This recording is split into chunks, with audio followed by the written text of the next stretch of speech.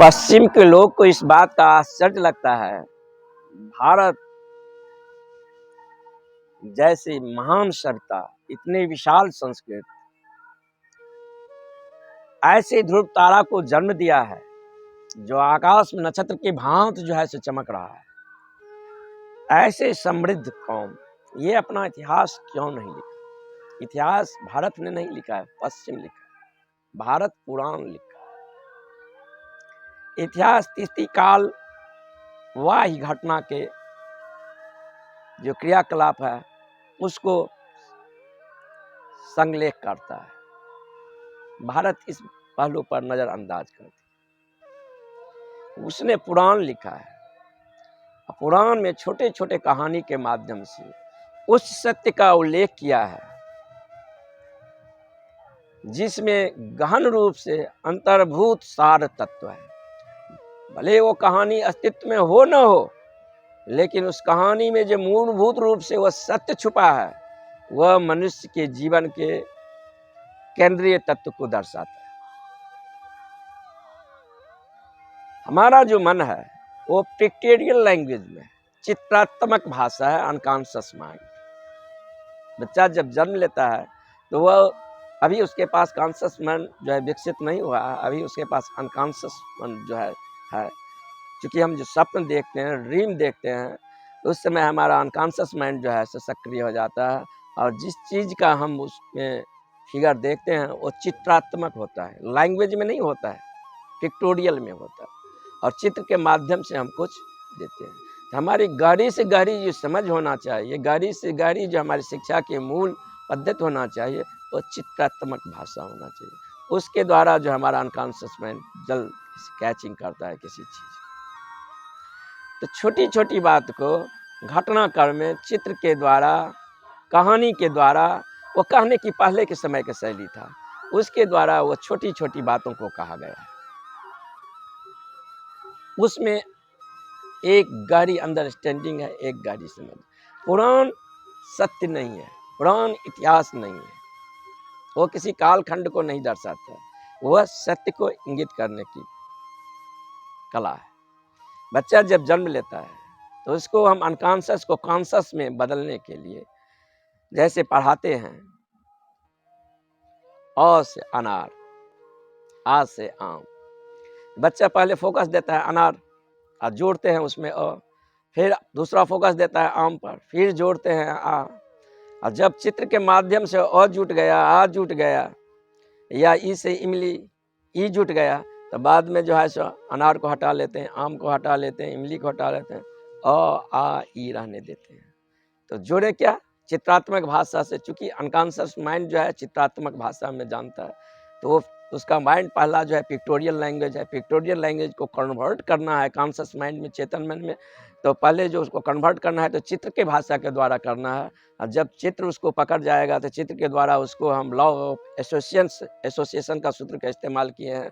और जब अनार हटा लिए तो और आ गया, आम हटा लिए तो आ रह गया, इमली हटा दिए तो ई रह गया। ऐसे छोटी छोटी बातों को चित्र के माध्यम से हमारे भारतीय पुराण में कहा गया। अब गणेश की प्रतिमा है। गणेश का सवारी मूषक है, चूहा।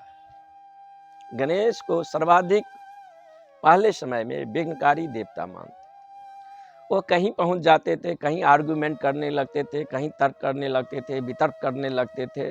विभिन्न प्रकार के जो है सो देवता परेशान हो जाते हैं उनके तर्क से, उनकी बुद्धि की क्षमता से, उनकी मेघा से। इसीलिए जितने भी हमारी देवता हैं उनको जो सवारी दिया गया है वो खास एक प्रतीक है, एक सिंबल और देवता का प्रतिनिधि करता है।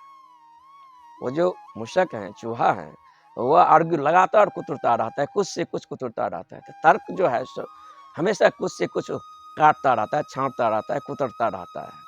तो उस पर वह बैठे हैं। तो बैठे हैं किस पर हैं? तर्क पर बैठे हैं, बुद्धि पर बैठे हैं। और किसी भी व्यवस्था में, किसी भी देवता के यज्ञ में कहीं पहुंचकर वो विचित्र प्रकार के प्रश्न करते थे, तर्क करते थे, बुद्धिमत्ता करते थे, परिचय देते थे। लोग इनसे भयाक्रांत हो गया। क्रियाकांड पूजा पाठ ऐसे नहीं चला, तो ये तो बहुत है। तो लोग इसे प्रथम पूज्य कर दिए। प्रथम पूज्य इसलिए कर दिए, ये विघ्नकारी देवता को प्रथम पूज्य देवता इसी भाई बना दो, इसे ही पूजा दे दो, ताकि जिस प्रकार का हम क्रियाकांड या जो कुछ कर रहे हैं, यज्ञ हवन वेदी कर रहे हैं, वो आराम से चलता रहे, क्योंकि इनको पहले सर्वप्रथम स्थान दे दिए। ये लोग कालखंड में आते आते ऐसी व्यवस्था हो गई, बल्कि ऐसी व्यवस्था थी। कहानी है, पार्वती अर्थात शक्ति जलकुंड में स्नान कर रहे हैं। स्नान करने से पहले वो अपने मल से एक प्रतिमा बनाया और द्वार पर छोड़ दिया, जिसका नाम गणेश था। कहा कि बाहर अगर कोई आए तो मत आने देना, क्योंकि मैं स्नान कर रहा हूं। कहा जाता है कि शिव कहीं से घूमते फिरते हुए आए हैं। शिव अर्थात चैतन्य,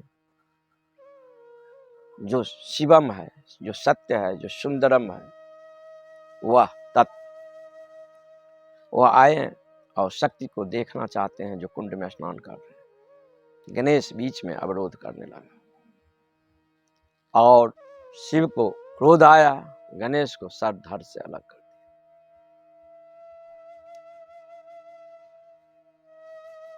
और वह पार्वती को जलकुंड में स्नान करते हुए उनको देखने के लिए चले गए। जब वो पार्वती को देखे, पार्वती क्रोध से गुस्सा गए और कहा कि अभी इसको जिंदा करो। जब सर धड़ से वो अलग कर दिए, शिव थे, सर्वशक्तिमान थे, वह उसका उसी सर को पुनः जोड़ सकते हैं। उनके लिए क्या असंभव, क्या संभव। शायद दुनिया की पहली ऑपरेशन हुआ होगा सर जोड़ने का, और काट ही दिए तो वही जोड़ सकते हैं, या कोई मनुष्य को निर्मित कर सकते हैं।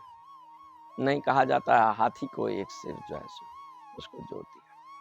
इस कथा में थोड़ी सार गर्भित, उसको समझने करने इसके द्वारा एक गहन सत्य को जो है सो उल्लेख किया गया है, जिसे कुंडलनी कहा जा सकता है।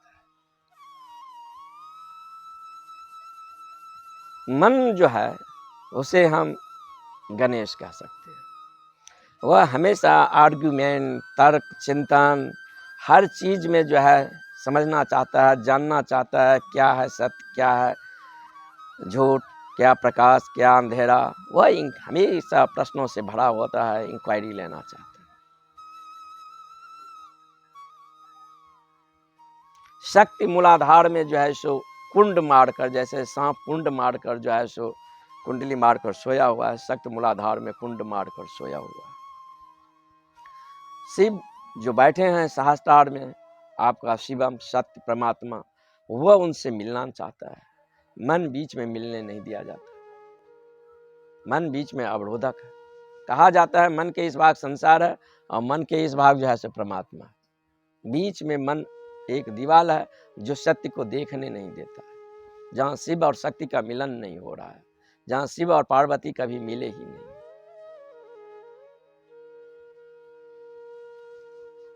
तो जब शिव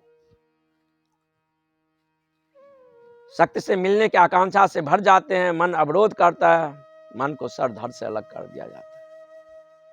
मन को सब सर धड़ से जब अलग हो जाता है, तब जो है शिव और शक्ति जो है सो दोनों मिलते हैं। वो मिलन जिसे आप सत्यम कहें, सुंदरम कहें, परमात्मा कहें, जो आपका नाम देना हो वह कर सकते हैं, जो आपका नाम देना हो दे सकते हैं।